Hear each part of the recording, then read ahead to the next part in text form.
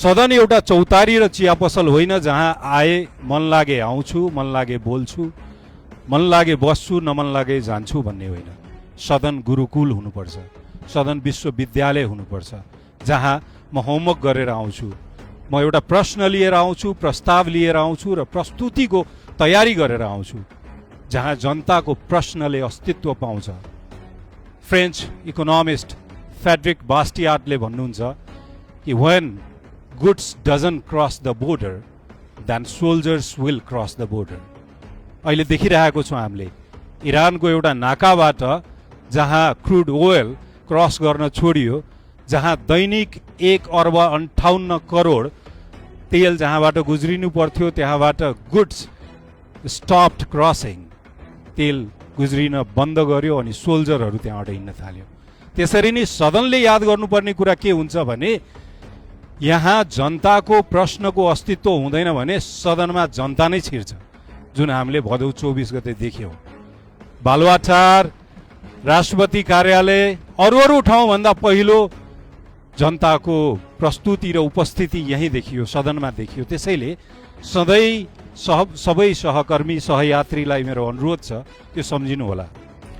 All time भन्ने एउटा आइसल्यान्डमा सदनको परिकल्पना भयो आजभन्दा 1096 वर्ष अगाडि। अल थिङ भनिन्थ्यो जहाँ सबै कुराको छलफल गरिन्छ। त्यसपछि 700 वर्ष अगाडि हामीले वेस्टमिन्स्टरको प्र्याक्टिस देख्यौँ। 2016 साल विक्रम सम्वत 2016 साल असार 16 गते राति 11:45 नेपालको संसदीय अभ्यास सुरु भयो। हामी देशको अस्तित्वको जब परिभाषा र अस्तित्वको परिचय पाऊँ, हामी 21औं देश हौँ, तर संसदीय अभ्यासमा हामी जम्मा 66 वर्ष मात्र पुरानो छौँ। त्यसैले गर्दा यो सानो अवधिमा हामी धेरै फास्ट कुद्नु छ, धेरै कुरा उपलब्धिहरू हामीले हासिल गर्नुपर्नेछ। यसमा सबैजनाको त्यसरी नै गम्भीर सहभागिताको लागि पनि अनुरोध गर्दछु। हामीले धेरैवटा कुरा यो सदनमा जसरी नै बिपी कोइरालाले विक्रम सम्वत 2016-17 को सरकारको बेलामा पत्रकार मदनमणि दीक्षितलाई बोलाउनु भयो प्रधानमन्त्री निवासमा र बोलाएर भन्नुभयो कि सदनमा प्रतिपक्ष एकदम कमजोर छ, त्यसैले गर्दा हामीलाई सचेत गराउनु, हामीलाई सजग गराउनु र अलिक क्रिटिकल भएर प्रस्तुत भइदिनु भनेर सरकारको तर्फबाट पैसा नै दिएर समीक्षा भन्ने साप्ताहिक निकाल्न थालियो। त्यसरी नै हामीले कृष्णप्रसाद भट्टराईले भरत पराजुलीलाई विपक्षी दलको नेता दिएको हामीले त्यो बेला पनि देख्यौँ। र इन्डियामा सन् 1988 मा त्यहाँ राजीव गान्धीले विपक्षी दलको नेता अटल बिहारी वाजपेयीलाई युएन डेलिगेसनमा पठाएर र उहाँको किडनीको ट्रिटमेन्टको लागि सघाएको पनि देखेको छौँ।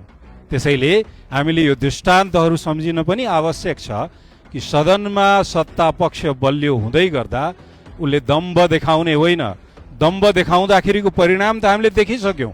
भदौ त्यही सम्झिरहनुपर्छ हामीले। त्यसैले हामीले उदारता देखाउनु छ, संस्कार देखाउनु छ, यसमा हामीले सिद्धान्त देखाउनु छ र यो जिम्मेवारी वहन गर्दै यसमा सफल नेतृत्वको लागि र सफल अभिभावकत्वको लागि पनि नवनिर्वाचित सभामुखज्यूलाई अनुरोध छ र म विश्वस्त छु, केही राजनीतिक सहकर्म गर्ने मौका पाएको छु, तसर्थ म विश्वस्त छु यो कुरामा कि हामीले सफल अभिभावक पाएको छौँ, एउटा कुशल व्यवस्थापक पाएको छौँ। यस सँगसँगै हामीले एउटा नेपाललाई साउथ एसियाको सफल पार्लियामेन्टको उपहार दिनेछौँ। यस सदनले आज नयाँ सभामुख पाउनु भएको छ र यसमा सबै दलले देखाएको राजनीतिक सदाशयता र उदारताप्रति राष्ट्रिय स्वतन्त्र पार्टीको तर्फबाट कृतज्ञता र आभार व्यक्त गर्न चाहन्छु। आन्दोलन, योगदान, शहीद, त्याग र त्यस पश्चात आएको यो परिवर्तन र परिवर्तनले लिएर आएको यो एउटा नयाँ सदन, निर्वाचनको क्रममा धेरै ठाउँमा जाँदै गर्दा म विभिन्न साथीहरूलाई भन्ने गर्थेँ, मतदाताहरूलाई अनुरोध गर्ने गर्थेँ कि हामी केवल मत माग्न आएको छैनौँ, हामी साउथ एसियाको बेस्ट पार्लियामेन्टको परिकल्पना गरेर चुनावमा होमिएका छौँ।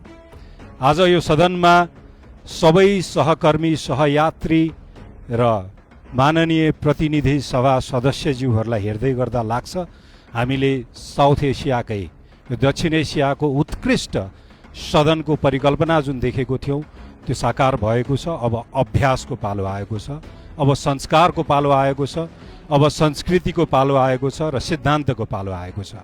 सदन योभन्दा अगाडि धेरैचोटि खुमलटार, बालुवाटार, बुढानीलकण्ठ र बालकोटको बन्दी भएर बस्यो र त्यसैले गर्दा सङ्ख्या मात्र गनियो, सिद्धान्त जहिले पनि कमजोर रह्यो।